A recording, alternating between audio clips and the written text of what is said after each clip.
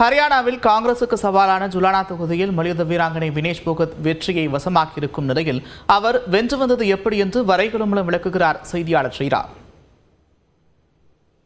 கருத்து கணிப்புகளை பொய்யாக்கக்கூடிய விதத்தில் பாஜக ஹரியானாவில் மீண்டும் ஆட்சியை பிடிக்கக்கூடிய ஒரு சூழல்ல காங்கிரஸ் சார்பாக போட்டியிட்ட வினேஷ் போகத்தினுடைய வெற்றி முக்கியமாக உற்று நோக்கப்படுது. ஏன்னா காங்கிரஸுக்கு மிகவும் சவாலான தொகுதியாக கருதப்படக்கூடிய ஜூலானா தொகுதியில் இந்த முறை அவங்களுக்கு வாய்ப்பு வழங்கப்பட்ட நிலையில் 6000 வாக்குகள் வித்தியாசத்தில் அவங்க வெற்றியை வசமாக்கி இருக்காங்க. கடந்த முறை போட்டியிட்ட காங்கிரஸ் வேட்பாளர் வெறும் 12000 வாக்குகள் மட்டும்தான் இந்த தொகுதியில் பெற்றிருந்தாங்க. ஆனால் இந்த முறை வினேஷ் போகத் 60000க்கும் மேற்பட்ட வாக்குகளை பெற்று வெற்றியை வசமாக்கி இருக்காங்க. கடந்த 2005ஆம் ஆண்டு தான் இந்த தொகுதியில் காங்கிரஸ் சார்பாக வெற்றியை வசமாக்கி இருந்தாங்க. அதன் பிறகு கடந்த 3 முறையும் இந்த தொகுதியில் வெற்றி அப்படிங்கிறது காங்கிரஸுக்கு கிடைக்காத ஒரு சூழல்ல தான் தற்போது வினேஷ் போகத்தினுடைய வெற்றி முக்கியத்துவம் வாய்ந்ததா பார்க்கப்படுது.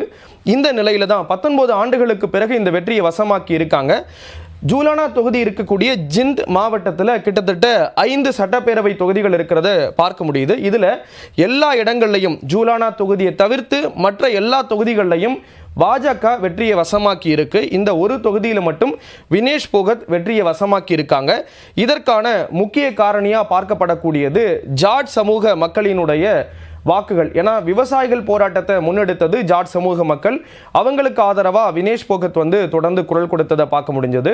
அது மட்டுமல்லாமல் இந்த தொகுதி இந்த தொகுதியினுடைய மருமகளாக இருக்கக்கூடியவங்க தான் வினேஷ் போகத். அதனால அது அவங்களுக்கு ஒரு கூடுதல் பலமாக இருந்ததா சொல்லப்படுறத பார்க்க முடியுது. இது மட்டும் இல்லாமல் கிட்டத்தட்ட 86 பேர் காங்கிரஸ் தரப்பில் விருப்ப மனு கொடுத்திருந்தாங்க.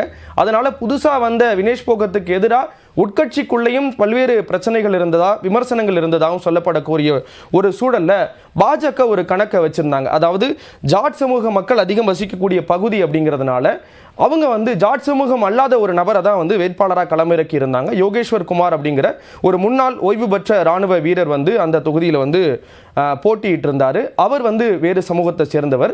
அவரை தவிர்த்து அந்த தொகுதியில் போட்டியிட்ட அனைவருமே ஜாட் சமூகத்தை சேர்ந்தவங்க. கிட்டத்தட்ட 81000 பேர் இந்த தொகுதியில் ஜூலானா தொகுதியில் ஜாட் சமூக மக்கள் இருக்காங்க.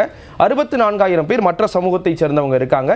இந்த நிலையில் ஜாட் சமூக ஓட்டுகள் சிதறும், நம்ம முழு ஓட்டையும் அறுவடை பண்ணி பாஜக வெற்றி பெறலாம் அப்படிங்கிற ஒரு கணிப்போட தான் அங்க களமிறக்கி இருந்தாங்க பாஜக தங்களுடைய வேட்பாளரை. ஆனால் இதையெல்லாம் பொய்யாக்கக்கூடிய விதத்தில் தற்பொழுது வினேஷ் போகத் அந்த தொகுதியில் 6015 ஓட்டுகள் வித்தியாசத்தில் வெற்றியை வசமாக்கி இருக்காங்க. இதற்கு முக்கிய காரணமாக சொல்லப்படக்கூடியது விவசாயிகள் போராட்டத்துக்கு ஆதரவாக அவங்க குரல் கொடுத்தது. அவங்க அந்த தொகுதியினுடைய மருமகளாக இருக்கக்கூடிய ஒரு விஷயம்.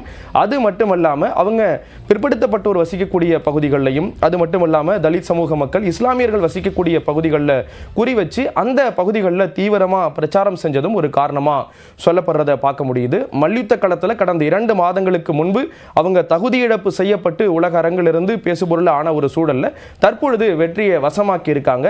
அவங்களுடைய ஆட்டம் எப்படி இருக்கு அப்படிங்கிறத பொறுத்திருந்து தான் பார்க்கணும்.